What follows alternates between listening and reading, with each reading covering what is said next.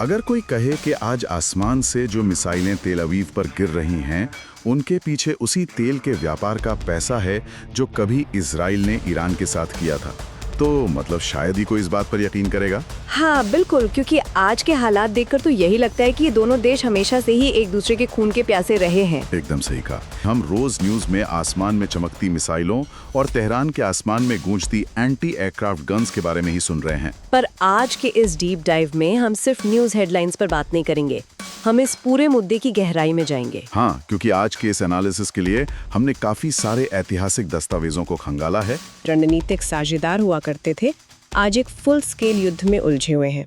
और मतलब सबसे अहम बात यह है कि इस पूरी लड़ाई का दुनिया की इकोनॉमी, कूटनीति और सप्लाई चेन पर क्या असर हो रहा है। तो चलिए शुरू करते हैं। देखो, ये सफर वाकई बहुत दिलचस्प है। जब हम आज के विजुअल्स देखते हैं, जहां दोनों देशों के नेता एक दूसरे को नक्शे से मिटाने की धमकियां दे रहे हैं, तो लगता है ये दुश्मनी सदियों पुरानी है। लेकिन जियोपॉलिटिक्स में कोई भी चीज रातों रात नहीं होती। आज की स्थिति को समझने के लिए हमें उस दौर में जाना होगा जिसे ज्यादातर लोग भूल चुके हैं। बिल्कुल, हमें 1979 से पहले के समय को देखना होगा। हाँ, और इन सोर्सेस को पढ़ते हुए मेरे दिमाग में एक बड़ी मजेदार एनालॉजी आई। ये कुछ ऐसा है जैसे दुनिया की दो सबसे बड़ी राइवल कंपनियों के बारे में अचानक पता चले कि दशकों पहले उनके सीईओज ने मिलकर एक स्टार्टअप शुरू किया था। अरे वाह, ये एनालॉजी काफी सटीक है। ऐतिहासिक दस्तावेज भी बिल्कुल यही कहानी बताते हैं। 1950 में ईरान उन गिने चुने मुस्लिम बहुल देशों में से एक था जिसने इजराइल को डी फैक्टो मान्यता दी थी। अच्छा, तो ये डी फैक्टो मान्यता का क्या मतलब था उस समय? डी फैक्टो का मतलब है कि भले ही कागजों पर कोई ऑफिशियल राजनयिक संबंध घोषित नहीं किए गए थे, लेकिन जमीनी हकीकत में दोनों देश एक साथ मिलकर बहुत क्लोज काम कर रहे थे। मतलब पर्दे के पीछे सब कुछ सेट था। हाँ बिल्कुल। 60 के दशक तक तेहरान में एक बाकायदा इजरायली मिशन काम कर रहा था और तेल अवीव में ईरानी प्रतिनिधि बैठते थे। लेकिन इस दोस्ती का आधार कोई प्यार व्यार नहीं था। ये एकदम प्योर अर्थशास्त्र और भूगोल पर टिका था। इजराइल उस समय ईरान के शाह के लिए एक बहुत बड़ा बाजार था और एक बिचौलिया भी। बिचौलिया कैसे? जरा इस पर डिटेल में बात करते हैं। हाँ, तो दस्तावेज बताते हैं कि इजराइल अपनी लगभग पूरी तेल की सप्लाई ईरान से ही लेता था, लेकिन बात सिर्फ उनकी अपनी जरूरत की नहीं थी। क्या वो ईरान का तेल आगे भी बेच बैठ रहे? एकदम। इजराइल ने ईरान के तेल को यूरोप तक पहुंचाने के लिए एलियट अशकुलून पाइपलाइन का इस्तेमाल किया, यानी ईरान का तेल भूमध्य सागर तक पहुंच रहा था, वो भी इजराइल के जरिए। ये तो बहुत बड़ा आर्थिक गठजोड़ था। और मुझे लगता है इस आर्थिक साझेदारी के साथ साथ एक और चीज थी जो इन्हें जोड़ रही थी, और वो था उनका एक साझा डर। साझा डर? आप अरब राष्ट्रवाद की बात कर रही है ना? बिल्कुल। उस समय गमाल अब्देल नासिर का अरब राष्ट्रवाद मिडिल ईस्ट में बहुत तेजी से फैल रहा था और उसे सोवियत संघ का भी बैकअप था। हाँ, और ईरान के शाह और इजरायली लीडरशिप दोनों ही इस कम्युनिस्ट प्रभाव और अरब राष्ट्रवाद को अपने लिए सबसे बड़ा खतरा मानते थे। सही कहा। यही वजह थी कि गोल्डा मायर और yitzhak राबिन जैसे इजरायली प्रधानमंत्रियों ने तेहरान के कई सीक्रेट दौरे किए थे। लेकिन रुको, यहाँ एक बात थोड़ी अजीब लगती है। इजराइल उस वक्त चारों तरफ से उन अरब देशों से घिरा था जो उसे खत्म करना चाहते थे। हाँ, वो तो है। तो क्या हम ये कह सकते हैं कि ईरान के साथ उनकी ये तथाकथित दोस्ती बस एक मजबूरी थी? मतलब वही दुश्मन का दुश्मन दोस्त वाली बात। ये कहना पूरी तरह गलत नहीं होगा, पर ये सिर्फ मजबूरी भी नहीं थी। ये एक बहुत ही सोची समझी रणनीतिक गहराई थी, जिसे इजराइल की पेरिफेरी डॉक्ट्रिन भी कहा जाता है। एकदम सही। पेरिफेरी डॉक्ट्रिन का सीधा सा कॉन्सेप्ट था कि अगर आपके पड़ोसी अरब देश दुश्मन हैं, तो उन पड़ोसियों के जो गैर अरब पड़ोसी हैं, यानी ईरान और तुर्की, उनके साथ गठबंधन बना लो। क्या बात है, बहुत ही स्मार्ट स्ट्रेटजी थी। लेकिन फिर 1979 में ऐसा क्या हुआ कि ये पूरी डॉक्ट्रिन ताश के पत्तों की तरह बिखर गई? 1979 की ईरानी इस्लामिक क्रांति ने सब कुछ पलट दिया। पर मतलब क्या सिर्फ एक सत्ता परिवर्तन से किसी देश की दशकों पुरानी विदेश नीति और आर्थिक रिश्ते सीधे 180 डिग्री घूम सकते हैं? देखो, इसके पीछे का मैकेनिज्म समझना जरूरी है। ये सिर्फ सत्ता का बदलना नहीं था, बल्कि देश की राष्ट्रीय पहचान का पूरा पुनर्जन्म था।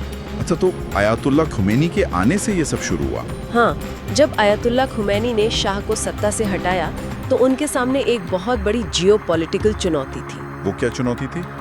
ईरान एक शिया बहुल देश है, जबकि उसके आसपास का पूरा मिडिल ईस्ट और अरब जगत सुन्नी बहुल है। खुमैनी को एक ऐसा नैरेटिव चाहिए था जो ईरान को सिर्फ एक शिया राष्ट्र से उठाकर पूरी इस्लामिक दुनिया का निर्विवाद नेता बना दे।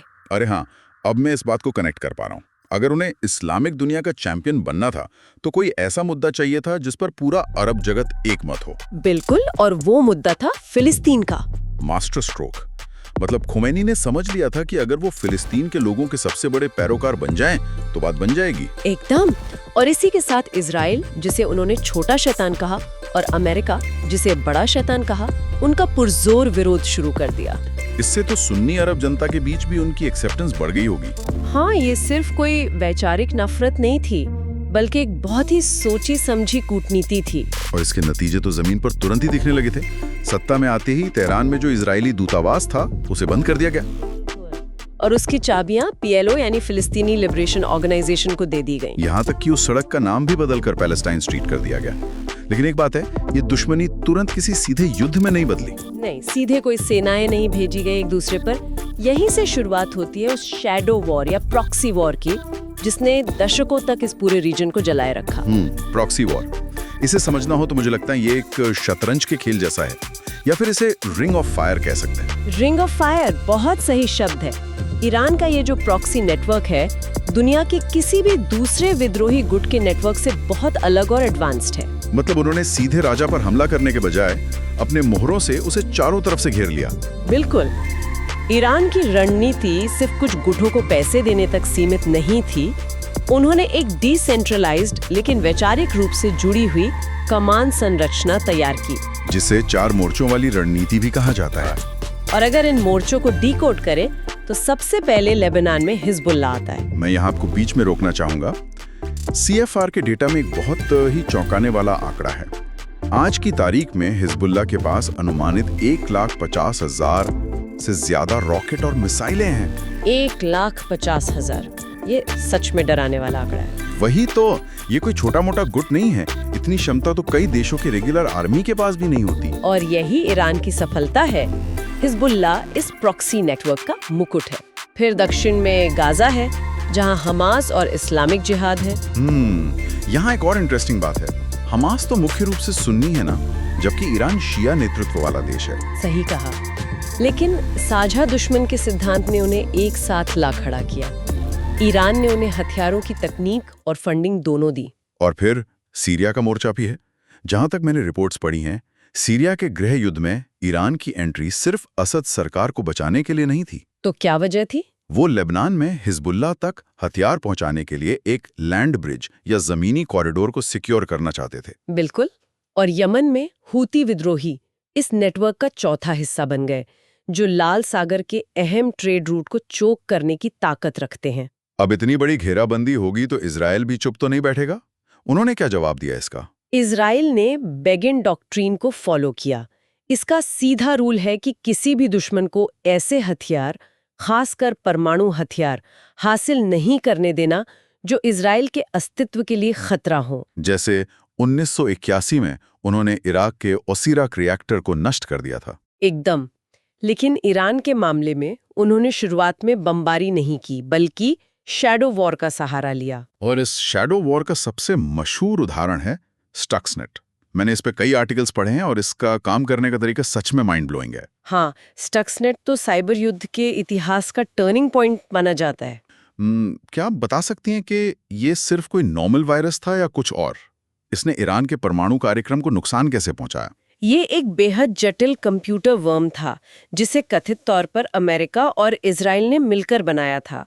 इसने सीधे तौर पर ईरान के नतांज परमाणु संयंत्र को निशाना बनाया। अच्छा, तो ये उनके यूरेनियम संवर्धन सेंट्रीफ्यूज में घुस गया था। बिल्कुल। और ये उन सेंट्रीफ्यूजेस की मोटरों की स्पीड को बहुत ज्यादा बढ़ा या घटा देता था, जिससे वो टूट जाते थे। अरे वाह। और सबसे खतरनाक बात तो ये थी ना कि जब मोटरें टूट रही होती थी तब ये वर्म ऑपरेटरों की स्क्रीन पर सब कुछ नॉर्मल दिखाता था। हाँ, ईरानियों को महीनों तक समझ ही नहीं आया कि उनकी मशीनें अपने आप खराब क्यों हो रही हैं। मतलब बिना एक भी गोली चलाए उन्होंने ईरान के परमाणु कार्यक्रम को सालों पीछे धकेल दिया। इसके अलावा ईरानी वैज्ञानिकों की रहस्यमयी हत्याएं और सैन्य ठिकानों पर हुए अज्ञात विस्फोट भी इसी शैडो वॉर का हिस्सा थे। इजराइल ने कभी जिम्मेदारी नहीं ली, पर मैसेज साफ था। लेकिन हर शैडो वॉर की एक लिमिट होती है। जब कोई रेड लाइन पार होती है तो बात दुनिया के सामने आ ही जाती है। हाँ, और 2015 के JCPOA परमाणु समझौते को इजराइल ने एक बड़ी गलती माना था। क्योंकि उन्हें डर था कि प्रतिबंध हटने से ईरान को जो पैसा मिलेगा वो सीधे उनके प्रॉक्सी नेटवर्क को मजबूत करेगा। बिल्कुल। और फिर जब 2018 में अमेरिका इस समझौते से बाहर हो गया तो तनाव और बढ़ गया। और अब हम इस डीप डाइव के सबसे क्रिटिकल हिस्से पर आते हैं, 2023 से लेके आज मार्च 2026 तक का टाइमलाइन। हाँ, CFR और न्यूज रिपोर्ट्स के आधार पर हम इसे बिल्कुल न्यूट्रल तरीके से देखेंगे। 7 अक्टूबर 2023 को हमास ने इजराइल पर हमला किया, जिसके बाद इजराइल ने गाजा पर एक पूर्ण युद्ध छेड़ दिया। आधिकारिक तौर पर तो ईरान ने इस हमले की प्लानिंग से इनकार किया, लेकिन उन्होंने इसे प्रतिरोध की एक बड़ी जीत बताया था। और इसी घटना ने उस दशकों पुराने शैडो वॉर का पर्दा पूरी तरह से गिरा दिया। बिल्कुल।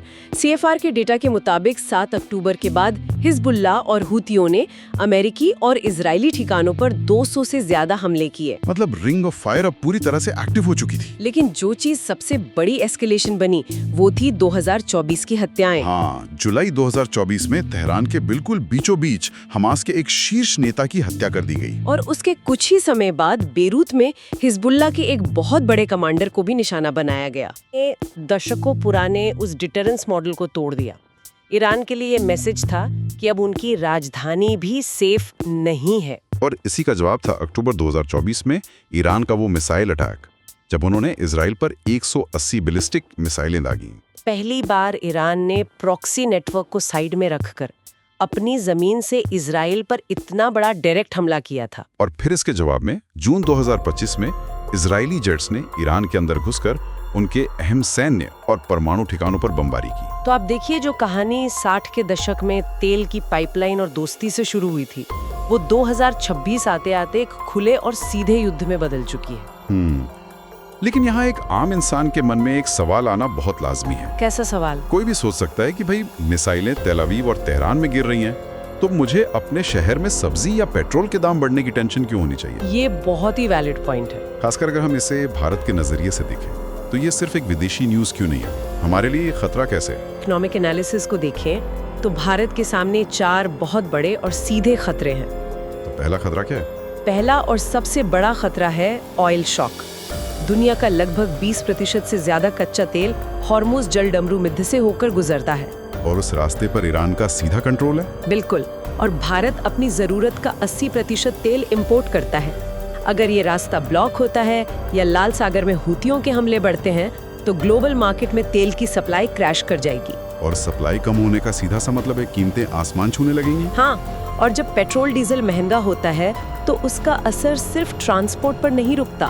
मतलब जो भी चीज ट्रक में लदकर हमारे शहरों तक आती है, चाहे अनाज हो, दवाइयाँ हो या कपड़े, सब कुछ महंगा हो जाता है, इन्फ्लेशन बढ़ जाता है। एकदम सही। और दूसरी बड़ी चुनौती है रेमिटेंसेस की।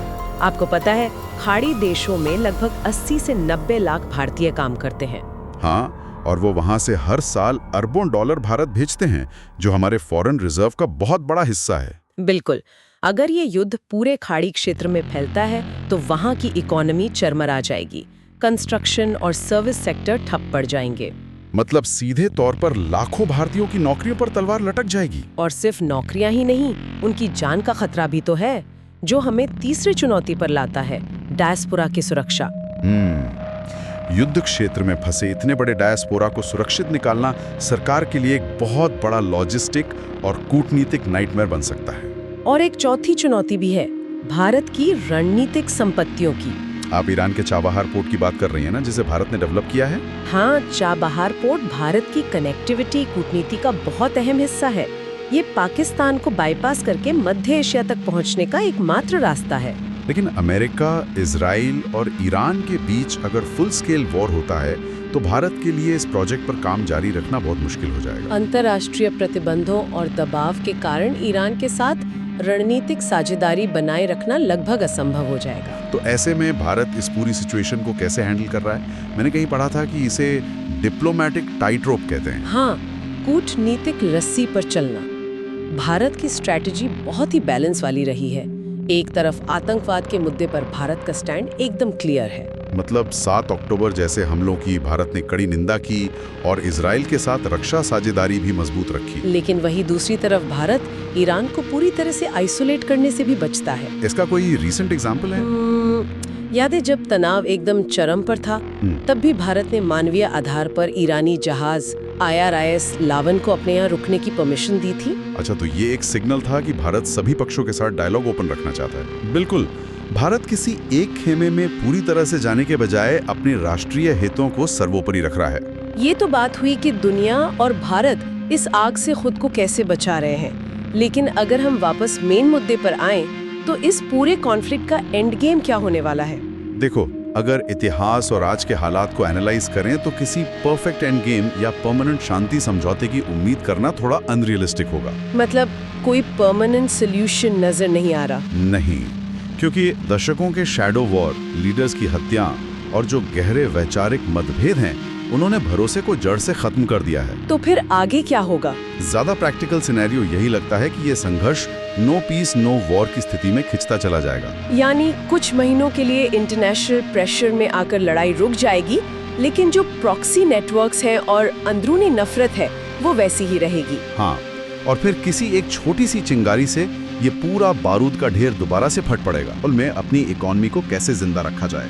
बिल्कुल, यही आज की जियोपॉलिटिकल रियलिटी बन चुकी है। आज के इस डीप डाइव में हमने वाकई बहुत सी परतों को खोला है। 1950 के दशक की उस गुप्त दोस्ती और तेल व्यापार से लेकर आज आसमान में फटती मिसाइलों का, और स्टक्सनेट के साइलेंट साइबर हमलों से लेकर हॉर्मुज़ के समुद्री हमास्तों तक, सब कुछ एक दूसरे से कैसे जुड़ा है ये समझना बहुत जरूरी था। पर इस चर्चा को खत्म करने से पहले मैं एक ऐसा विचार छोड़ना चाहता हूँ जो शायद इन सब डेटा और कूटनीति से कहीं ज्यादा गहरा है। वो क्या है?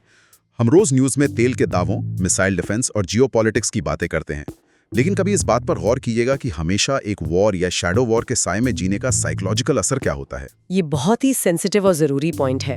जरा सोचिए उन बच्चों की पीढ़ियों के बारे में, चाहे वो तेल अवीव के किसी बॉम्ब शेल्टर में बैठे हों या फिर इंटरनेट ब्लैकआउट के बीच तेहरान की सड़कों पर हों, जिनके लिए बचपन का मतलब ही कुछ और हो गया है। हाँ, मतलब जिन पीढ़ियों के लिए नॉर्मल लाइफ की डेफिनेशन में ही मिसाइल सायरन और रात के अंधेरे का डर शामिल हो गया है। ये ट्रॉमा तो पीढ़ियों तक चलता है। वही तो, जब एक पूरे समाज के डीएनए में दशकों तक ये तनाव बस जाता है, तो क्या भविष्य में कोई भी कागजी शांति समझौता उनके दिमागों से उस युद्ध को मिटा पाएगा? ये एक ऐसा सवाल है जिसका जवाब शायद किसी के पास नहीं है। या फिर मिसाइलें रुकने के बाद भी वो डर हमेशा के लिए उनका एक हिस्सा बन जाएगा। टर्बो टाइम्स की ये रिपोर्ट सिर्फ हमें न्यूज़ नहीं देती, बल्कि आने वाले कल को समझने का एक फ्रेमवर्क देती है। हमारे इस गहन विश्लेषण का हिस्सा बनने के लिए बहुत बहुत शुक्रिया। दुनिया के ऐसे ही अहम मुद्दों की परतें खोलने के लिए हमारे साथ यूं ही जुड़े रहिए।